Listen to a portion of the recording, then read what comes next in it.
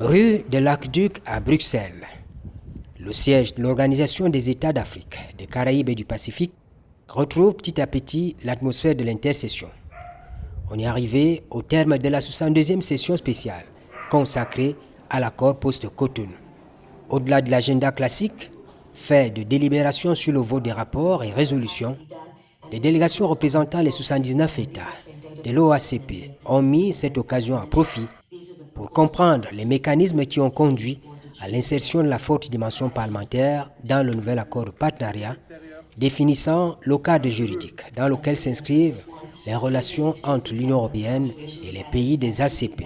Effectivement, depuis un certain temps, il y a eu des prorogations. On va de prorogation en prorogation parce que certains de nos collègues n'appréhendent pas véritablement le projet d'ordre du jour.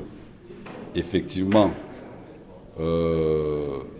nos gouvernements ont déjà paraphé ce protocole, cet accord, mais parmi les députés, il y a des nouveaux, il y a des anciens, il y a toute une dispersion d'énergie, ce qui fait que ceux qui viennent nouvellement ne comprennent pas qu'il ne faut plus rediscuter cet accord qui est déjà paraphé par nos propres gouvernements. Et c'est ainsi que des voix s'élèvent, mais malheureusement, nous devons aller de l'avant pour contraindre la partie européenne justement à parapher ce document de manière à le signer définitivement. Il y a des points de vue divergents. Moi, ce que je retiens, c'est qu'on demande une plus grande autonomie, une plus grande indépendance des ACP. Et je pense qu'on doit saisir cette opportunité avec ce nouvel accord pour obtenir cette indépendance, mais cela sous-tend qu'on doit aussi on doit se financer de manière autonome. Quand vous dépendez de subventions de vos partenaires, ça vous limite dans vos rayons d'action. Et ça peut être, avec ce nouvel accord, on pourrait aussi trouver d'autres partenaires, à l'instar de l'Union européenne. Donc pour moi, je n'ai pas vraiment de commentaires spécifiques à apporter en supplément, si ce n'est qu'on attend avec impatience cette signature pour pouvoir fonctionner de manière plus normale. Oui, ce qu'il faut dire d'abord, c'est que cette 62e session se déroule dans une parfaite ambiance de convivialité de travail. Nous avons eu effectivement abordé plusieurs sujets. Le point d'orgue étant effectivement cet accord de partenariat sur lequel nous avons échangé.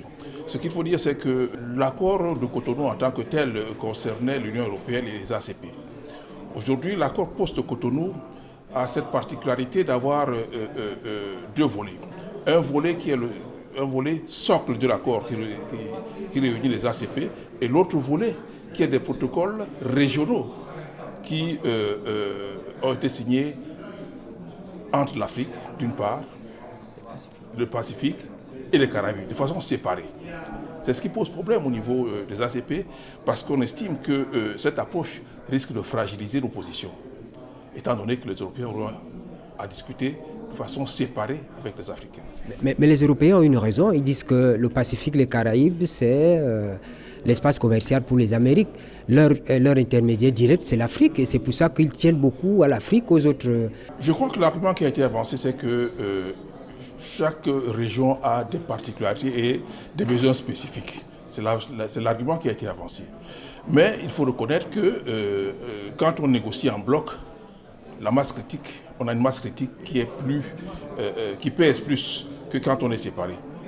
Et c'est cet aspect que nous devons essayer de résoudre, à savoir, bien que l'accord ait ces deux volets, le socle ACP et les protocoles avec les trois régions, nous devons pouvoir nous retrouver, confronter nos positions avant d'aller discuter avec les Européens. Et ça, c'est possible.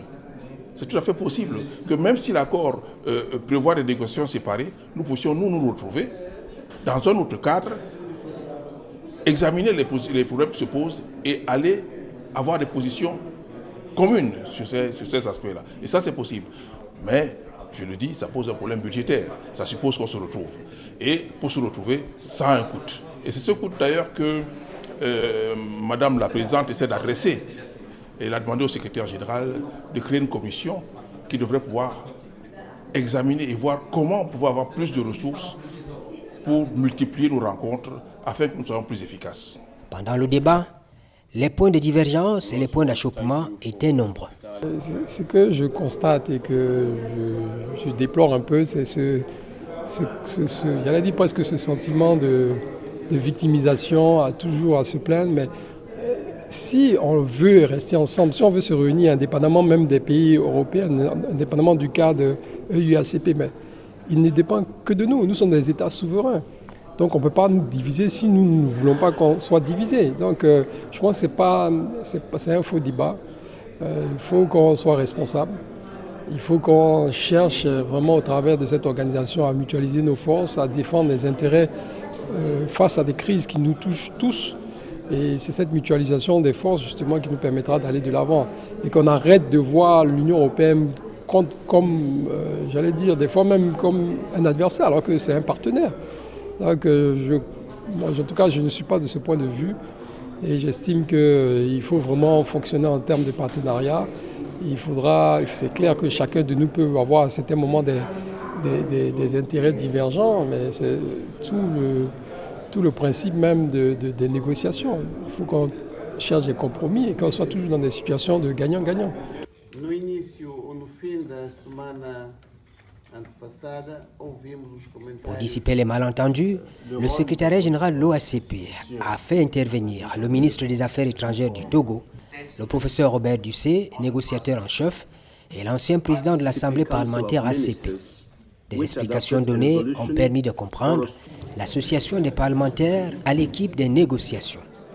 Je crois que c'était un exercice qui n'était pas évident parce que dès le départ, rien n'était prévu. Et nous avons travaillé, comme l'a d'ailleurs reconnu le professeur Dussé, le ministre, le négociateur en chef, comme il l'a d'ailleurs reconnu, c'est un travail personnel que nous avons effectué à l'époque où nous avons eu l'honneur de présider aux destinées de cette assemblée parlementaire. Il était extrêmement important que la dimension parlementaire soit incluse dans l'accord de Georgetown révisé, ça c'était le début, pour lui donner une base légale plus solide et qu'ensuite il en soit fait état de manière déterminante dans l'accord post-Cotonou. Il était important, si vous voulez, que la dimension de la comptabilité soit véritablement prise en compte dans cet accord. C'est-à-dire qu'aujourd'hui, le rôle du parlementaire était un peu plus souligné dans l'accord post-Cotonou. Ce n'est plus simplement une espèce d'assemblée où on se retrouve tous les 3 mois ou tous les 6 mois.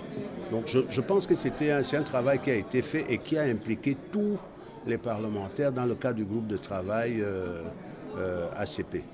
Le débat sur la ratification de l'accord post-Cotonou étant évacué, parce qu'ayant été paraphé, il reste à réfléchir sur le règlement intérieur à venir de l'Assemblée parlementaire ACP. Il y a des points qui nous intéressent, notamment quant à la suppression, par exemple, des sanctions politiques et économiques qui viennent d'un seul côté sans avoir mesuré l'ampleur sur les pays sanctionnés. Vous vous souvenez, on a eu à combattre une résolution qui tendait à suspendre, à condamner le Cameroun à son époque, à Cotonou, et nous nous sommes battus justement pour évincer cette résolution-là. Et maintenant, le nouvel accord table sur l'égalité des chances, l'égalité des partis, de manière à être subsidiaire et de discuter de même pied d'égalité avec la partie européenne. Voilà un peu l'avancée de ce nouvel accord.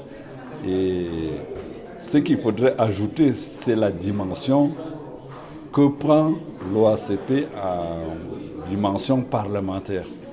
Ça permet au moins de discuter toutes les résolutions et d'apporter tout simplement des éléments nouveaux à tout ce qui sera discuté pendant les assemblées générales. Maintenant, qu'est-ce que nous devons faire?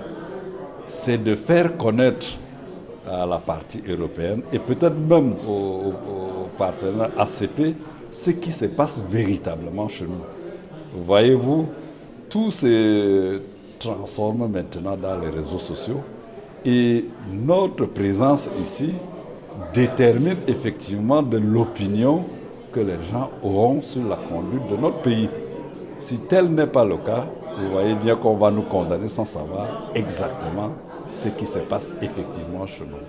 Autre sujet de préoccupation, la mobilisation des ressources pour rendre l'Organisation des États d'Afrique, des Caraïbes et du Pacifique moins dépendante de son partenaire européen. Déjà un financement endogène, que chaque pays membre des ACP apporte une contribution. Ils ont suggéré, le secrétariat a suggéré la création d'un fonds dans lequel il y aurait une contribution de chaque pays membre, État membre. Je pense que c'est une très bonne approche. À partir du moment où vous vous financez, à partir du moment où vous gérez de manière totalement indépendante, vous pouvez également, vous avez une plus grande marge de manœuvre. Moi, j'ai toujours été pour cette approche. Donc,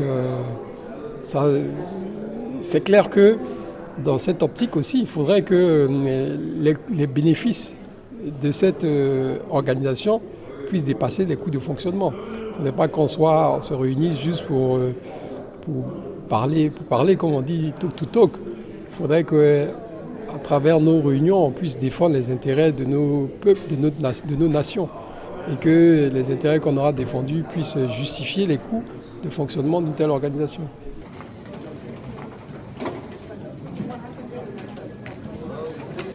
Il faut, dans la réflexion en cours, faire de l'espace au commerce intra-ACP, tel que défini par le 9e sommet des chefs d'État et de gouvernement en décembre 2019 à Nairobi, au Kenya.